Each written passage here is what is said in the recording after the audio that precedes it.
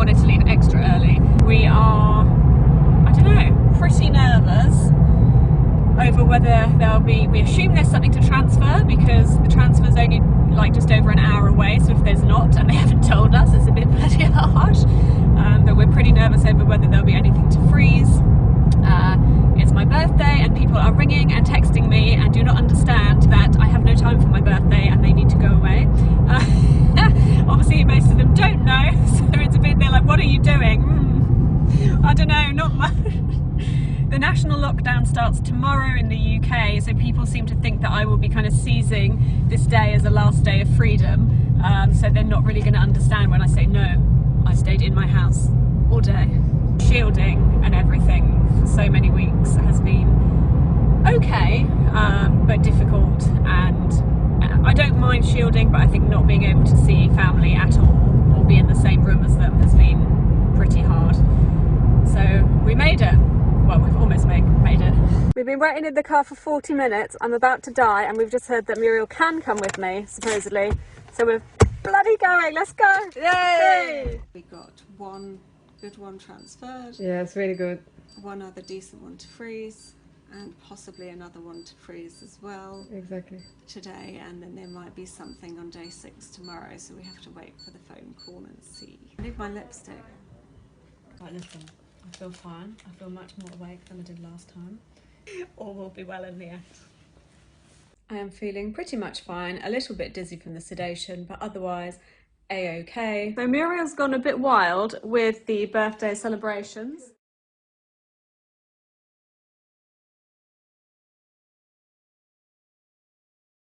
We are 4 days past... We're 4 days past our 5-day transfer. That's too complicated. We got told on transfer day that we had one to transfer, opposite, and one was frozen on day 5. It was gonna be frozen, yeah, for sure. Yeah, so we knew we had one to freeze. And they said they were going to keep an eye and maybe be able to freeze another one that day, and also look at the rest. I think there was 4 left. 3 after that? 3 left for day 6. So basically, we had to wait for another phone call again. Yeah. That happened the afternoon, as we predicted. And the day after the transfer. The day after the transfer.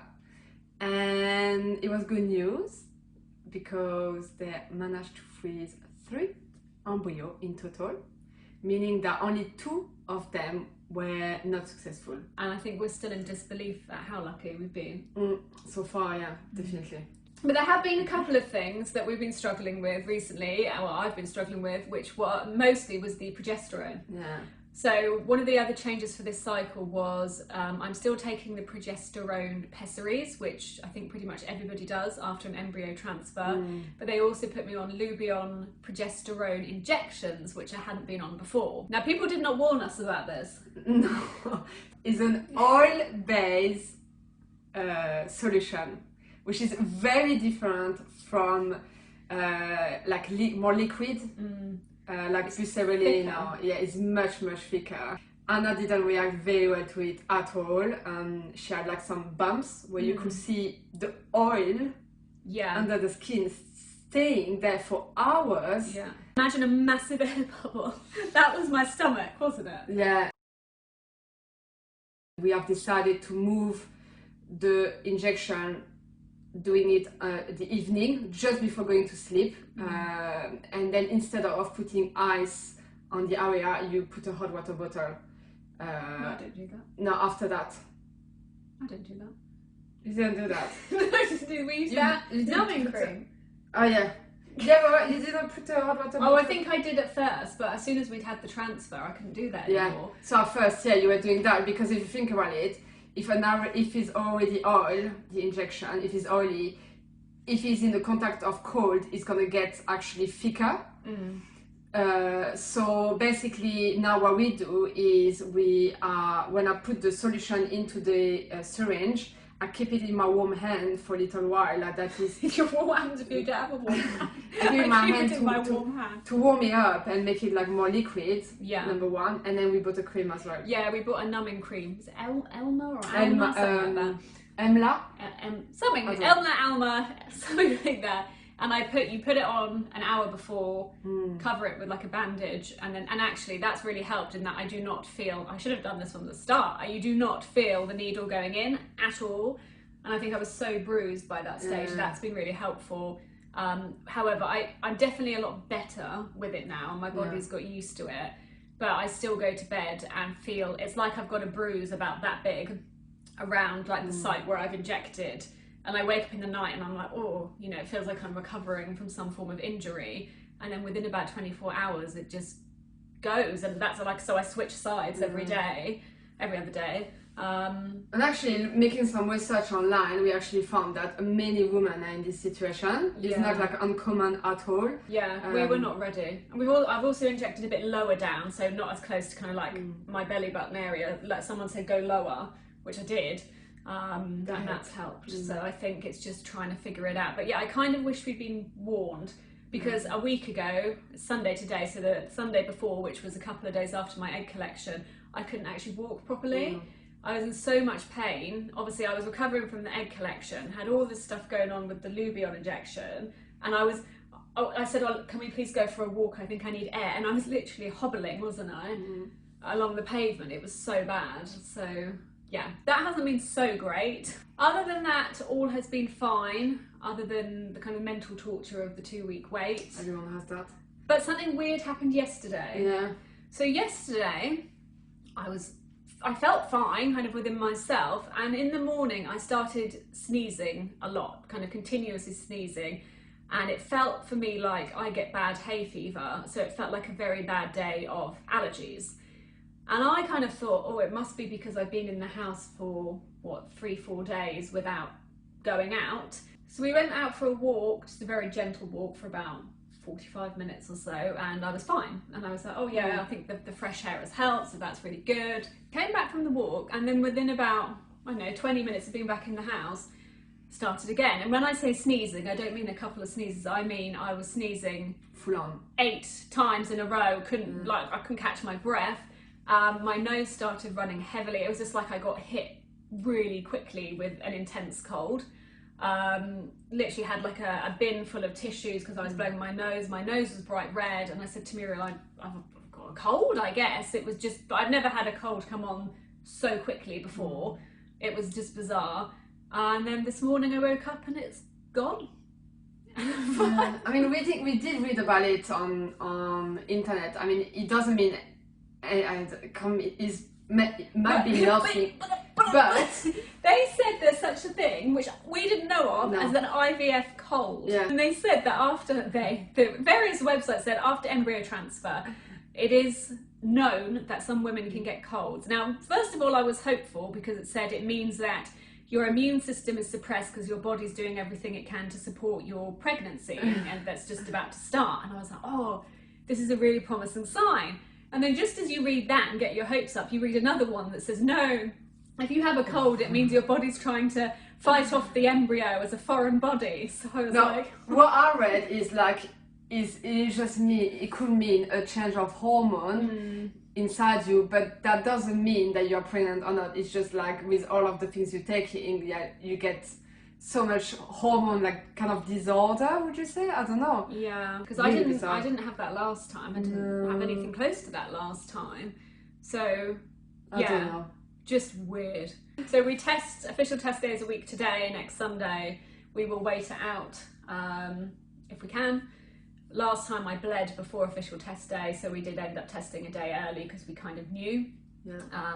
We still got the faint positive and we had the chemical pregnancy, and that was all pretty upsetting. I don't know what I'd rather. I think it will be unlikely that I'll bleed because I'm on such a high dose of progesterone, can't speak, that I shouldn't. But I think if we get to next Sunday and I haven't bled, our hopes will probably be quite high, and then if we get a straight negative, it will just be a bit of a slap around the face. Yeah, but most people have that. But most people have that. When they find out it's negative, they just find out it. Exactly, and I think if we find out it's negative, we just go back to the clinic and try and push for a frozen transfer, which will be our first frozen transfer, and see where that road may take us if we're on it. What a terrible wait, 12 days. God, yeah. Yeah, it is an Terrible. awful way. And you go through like peaks and troughs, don't you?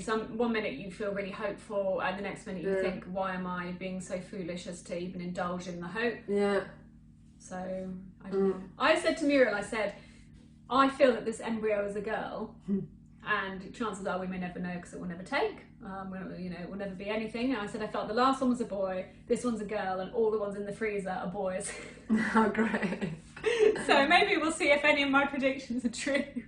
You get some weird visions. Oh no, there was the funny story as well. Okay, we'll end this with my funny story.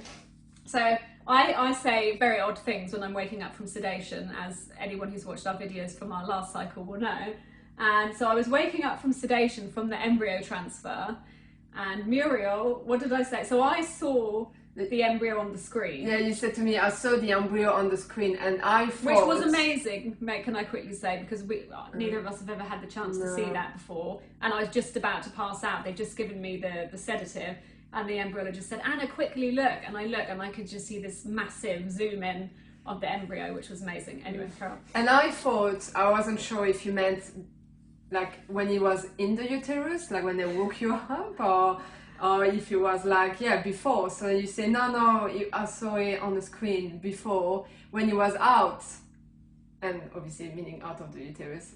And I said, what do you mean he was out? Okay. And you went, yeah, he was out at Morrison's. Morrison's is a supermarket in the UK, by the way. And I was, okay, because I got the habit of talking rubbish. After sedation, not sedation. generally.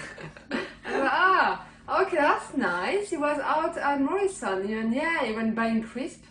Yeah, I said that. Yeah, the embryo had gone to Morrison's to buy some crisps. I don't remember any of it, but apparently that's what I said. It looks like a pretty chilled embryo to me. If you like, where everyone gets everything ready, you pop into Morrison, you buy some crisps, you come this back. embryo is super independent already, so it's amazing. It's going its own way. Amazing. And Marmite crisp, by the way. I've asked you for the flavour. I said they were Marmite crisp. There you go. Very British. Marmite's meant to help reduce the chance of miscarriage. Oh really? Oh, here we go then. Everyone there was really nice, and the embryologist actually ended up singing "Happy Birthday" to me, so that was really sweet. So everyone was super friendly and supportive, and couldn't have asked for more really. So we just have to wait, and we will let you know the result when we feel up to it. Obviously, if it's good news, it will be probably pretty soon. If it's not, we'll just need some time to regroup, recover, and keep moving forward. Happy days.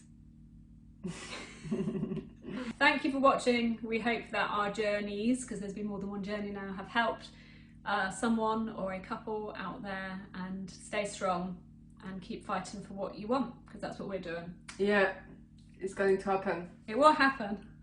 Hey! See you on the other side of this bloody test.